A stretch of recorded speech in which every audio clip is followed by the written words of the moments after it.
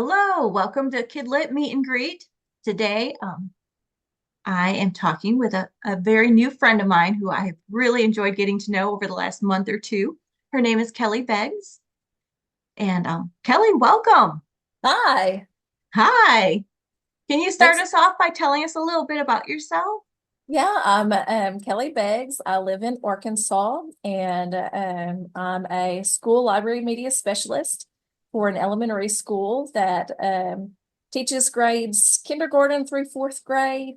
And I am it's brand new at starting to write for children, and I'm super excited to be part of this writing community.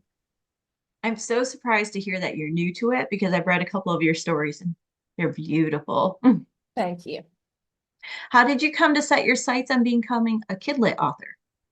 Well, I had written a story that I really only meant to share with my students. Mhm. It introduces a concept that I use in the library called the library fairies. And so our library has fairies that come and visit, and we can tell when they come and visit because the fairy lights come on. And for me, I use it as a behavior tool because the library has to be comfortably quiet for kids to learn. And so, libraries aren't meant to be completely silent, but they're not meant to be chaotic either. So the library fairies only come when it is an appropriate volume. So and Nice. the little ones get really excited when they see the library fairies come. So I had written that story, and during a summer professional development with my other school library media specialist, we were sharing plans, and they had asked about the story because they'd never heard of it.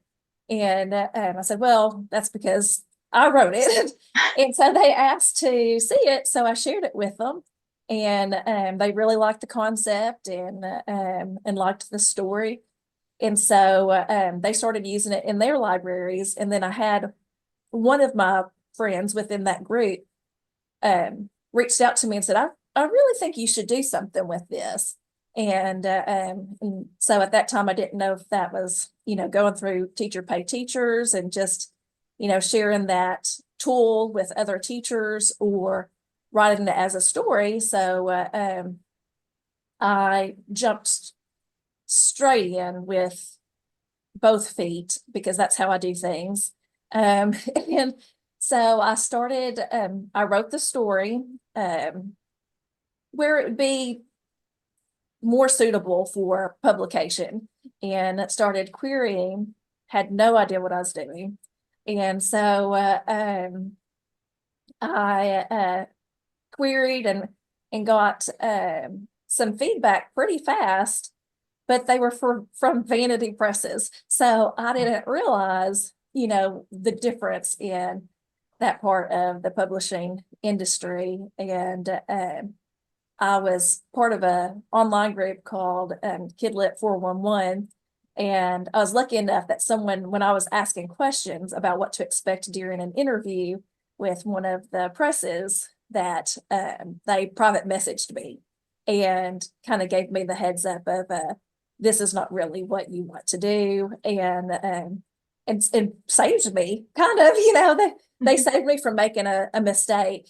And then so after that, I took a class with the Highlights Foundation, and Nice. so it made a huge difference. And it really wasn't about the craft of writing as much as it was the industry of publication. And so I think that gave me a lot of um, like it was a good intro to okay, this is the world you're about to join, because it's very different than, even though, I'm surrounded by KidLit all the time. Um, and I kind of came in with a lot of confidence, too, probably too much. And that I just really had no idea what I was doing at that time. And in the education world, it's a very fast paced, and Mhm. it's it's not a hurry up and wait. It's more of a hurry up and then if something goes wrong, then you fix it along the way. And so that sense of urgency, I had a hard time losing it when I was querying, because I felt like we need this needs to hurry up, or I need to I don't know. I had a hard time with the sense of urgency that I have in my normal profession that is not Yeah. good for KidLit. Yeah, that would be a huge switch. So that was an adjustment, and so then I started really looking at agents and agencies, and because I did realize that I needed an agent, um, someone to help me, since I was so new. And then I started querying and got a lot of rejections, and then recently signed with an agent. Woohoo. And who is your new agent? Her name is Mara Cobb, and she's with Martin um, Literary Management. Right. So Excellent. And what do you like about working with her so far? I like that she's a junior agent, so she's young and new and has a lot of excitement, that she's ready to jump in with both feet Right. too. Right. But for me, the biggest thing that I was looking for was that with me being neurodivergent, I needed someone that I felt comfortable with, and because that's not always easy. And so when we Zoomed, she immediately made me feel comfortable. And so I knew she was the right agent for me, because I felt like I felt comfortable asking her the questions that needed to be asked. Right. So, Oh, Kelly, I'm so glad this worked out for you. thanks. Amazing. So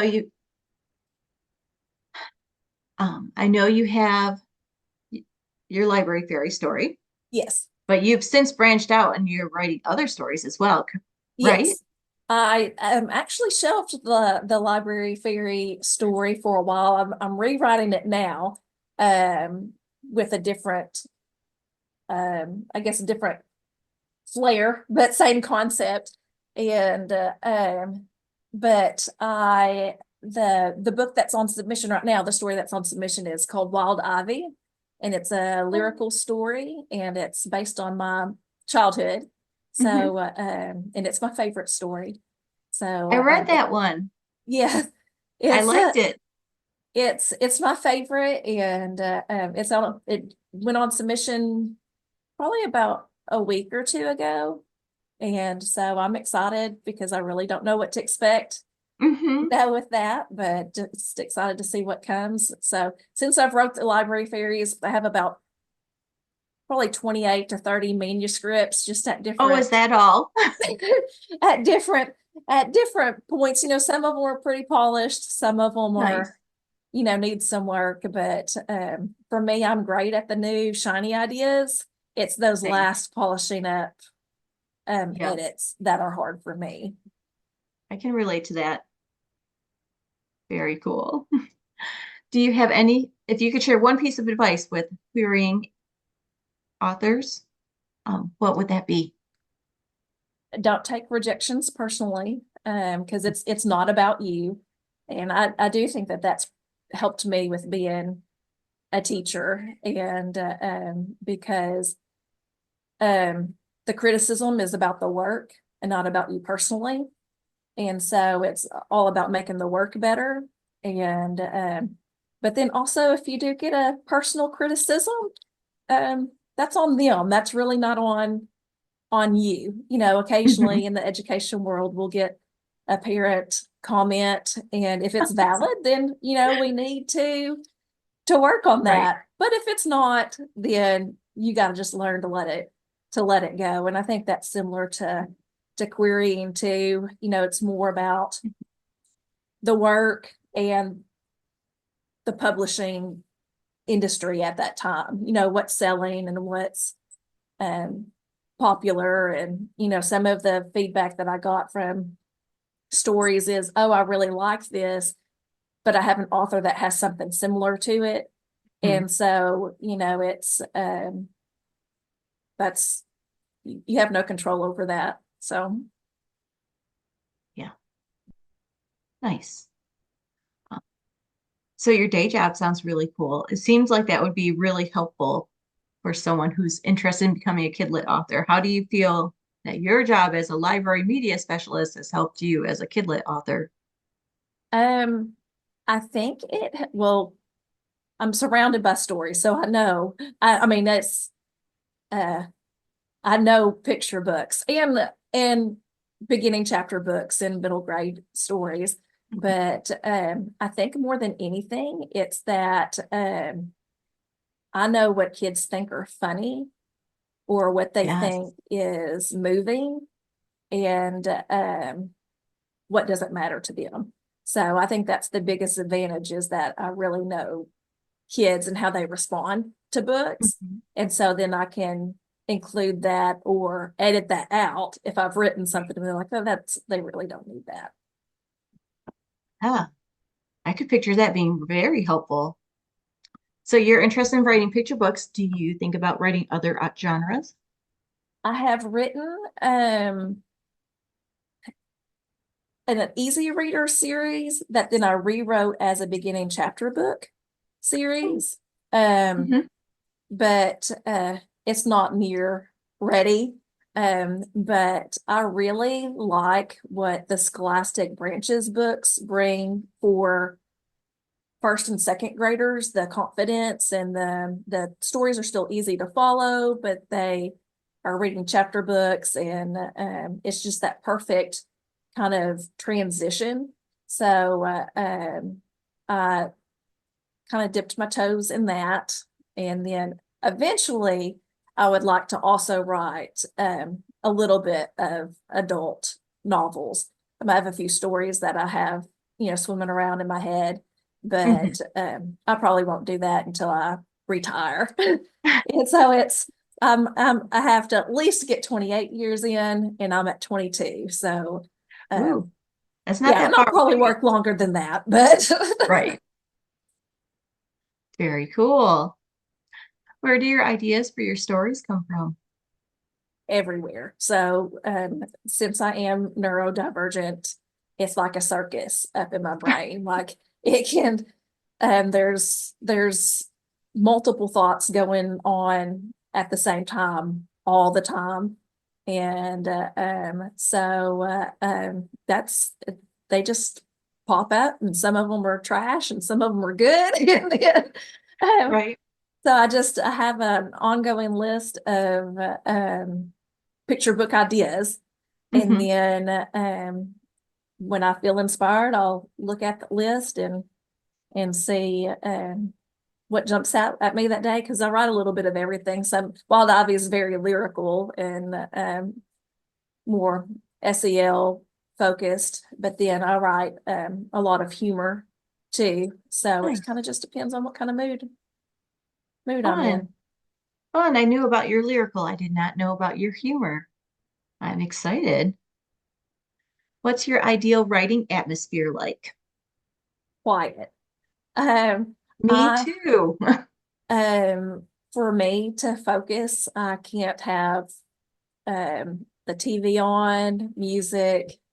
None of that is helpful to me. And so just whenever some of my writing time is, I'll come to work early in the morning. I'll come to work 30 minutes early, and I'll write then, or if the house is quiet on the weekends, I'll write then too. Nice. What do you like best about writing? I like that it focuses me. It settles me down. Because since there is a circus going on up here, it kind of focuses my brain. And reading does the same thing for me. And so I just didn't know that writing did that as well until I started it. That it kind of makes all of the background thoughts disappear, where I can focus on one. And so it's therapeutic for me, like it's calming, and so it's I would I would do it even if I wasn't agented at this Right. point. Like it's just it works well for me.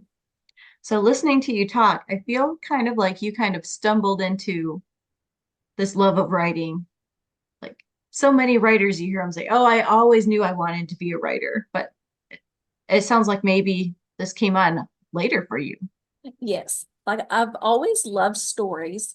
Um, I didn't necessarily like to read until I was an adult. So Interesting. I didn't grow up loving to read. But when I went to get my bachelor's degree, was my undergrad is in education. So I taught first grade and third grade, and that's where my love of KidLit came from. And then I started reading some for myself at home. So some adult novels, and then I decided to go back to school and get my master's in library media, and haven't looked back, but it's fun. It's Oh, I love your story, Kelly. It feels a little different to me than so many others that I've heard. well, and I, with I'm not great at certain aspects of writing when it comes to like grammar because I live in Arkansas. Uh, Not to diss anyone else that's from the South because you might be better than I am. Spelling is sometimes hard for me, so thank goodness for spell check. And so as a child, I think knowing that I struggled with that, writing wasn't fun for me. that And makes sense. so, but now, with computers and because, I'm old enough to have typed my essays on a typewriter. So, and it I was a can relate struggle to to that too. have to backspace and use whiteout and all of those things that kids don't have to worry about these days. So I think now that the pressure of that is off and I can just really enjoy the stories, then that's why I enjoy writing now because I mean, I feel like I've told stories, not just other people's stories, but verbally for Right. years. But so now it's fun to write them down to share with other people. Amazing. So you like writing, you like reading. Are there any other passions, interests, creative outlets that you participate in? Um, I not really at the time right now. I have gone through some phases of trying to knit and things like that that I'm just not good at. Um, but I think right now what I spend most of my time if I'm not reading and writing is with my family. So Mhm. my kids are young adults, or I guess new adults. One just graduated from college, and the other one has been on his own for a while. So they're 22 and 24. Oh, And so I spend time with them, and then my husband, and we have three dogs at home, and that's what we do for fun. It's just hang out with each yeah, other. yeah. That's that's the way it should be. Uh, are there any particular projects that you're super excited about right now? I am excited about Wild Ivy being on submission, and I'm excited to rewrite my library fairies stories. I have two of them, and they're coming along good. They're more interactive than what they had Nice. started off being, so you can pick up the little fairy personalities. But I think what I'm most excited about is I have a story that's called the Kitten Distribution System. And Ooh, so it's it's fun and it's polished, it's ready to go. So it'll probably be the next one out after Wild Ivy. But it kind of has Can I Be Your Dog vibe mixed in with the movie Up. So it's fun and it's one of my favorites. from the Favorite. title alone, it sounds adorable. Yes, my sister has been, I don't know if you'd call it a victim of the kitten distribution system but she has strays that show up all the Oh, time. And then they're either at her house or at work, and she adopts them all. She says she's oh. not, but she does, and she's bottle fed and so it's kind of interesting how, our animal best friends show up in our lives, and Mm-hmm. we're not always looking for them, but they might just show up for us anyway. Aw, I love it. What advice would you give to a writer who is just starting out? I mean, I feel like I'm just starting out too. I want to take more classes. So I would say, invest in yourself. And that's sometimes hard to do because to Mm-hmm. do that, it costs money. And, Right. for my first class, I didn't have to, I did, make like dishes and snacks and stuff and sold to my school family, to kind of to support my writing journey. So it wouldn't come out of my personal funds. Mm-hmm. So I would say, investing in yourself does go a long way. Take classes. I want to continue doing that as well. And I think really having an understanding of your goal's not to sign with an agent, because I had to tell myself that a lot, that sense of urgency of oh, I need to query, they're open to queries, and so it's not really about signing with an agent, it's signing with the right agent, Right. and someone that can champion you and your work, and that they're reputable too. Mm-hmm. And then knowing that what your ultimate goal is, because for different people it's different things. I Right. don't Writing's not my primary career. I'd like to make money off of it, but this is gonna sound bad, but that's not the money is not what I care about. It's Right. nice. I'd like it. Right. But ultimately I want my stories in the hands of readers. Like, to me, that brings Absolutely. me more joy. Mhm. So I think knowing what your ultimate end game is, and then kind of figuring out your path. Yeah. Kelly, I think that is really solid advice on all three parts. I think it's a really hard thing for brand new writers to invest in themselves, and but it's so important. I know I really struggled with that too.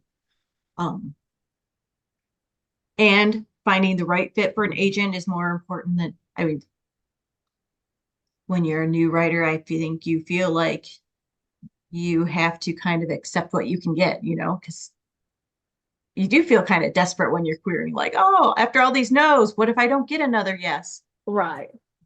And staying true to yourself. But I really like that last piece too of I, I think because I'm kind of like you in that, my ultimate goal is that I want my books in kids' hands and I want to see them make a difference or be meaningful to them in some way. I think the money legitimizes it, like makes me feel like, yes, I really am a writer, Mhm. but ultimately, yeah, we're in it for the right reasons. We want to share those experiences with kids. Well, and I feel that I'm fortunate enough to be in a position where I don't need that to be my income, because I Right. can't imagine the pressure that writers feel when that is their income. And so, I know hits a lot differently when it's paying for your groceries. That's true. Good point. Kelly, you're on fire. Um, what is something that you're obsessed with these days? Something you just can't live without? I'm kind of obsessed with reverse coloring books. I just discovered them and I love them. So, I do not know what this is. What is a reverse coloring book? a reverse coloring book has all the color, but none of the outlines. And so it's usually just, you can just look on Amazon and you'll find all sorts of Mhm. them, but think of like watercolors without outlines. And so then you create the outlines of the different things, but it's very relaxing to me. And so that's my current obsession. Cool. I am going to look that up. And one more fun question. If you could be any animal, what would you be? Definitely a golden retriever. Oh, I can picture that, but why did you choose it? We have three, and I am obsessed with them. They are just the very best, and I just love them. So I just think, oh, what would it be like to be a golden retriever?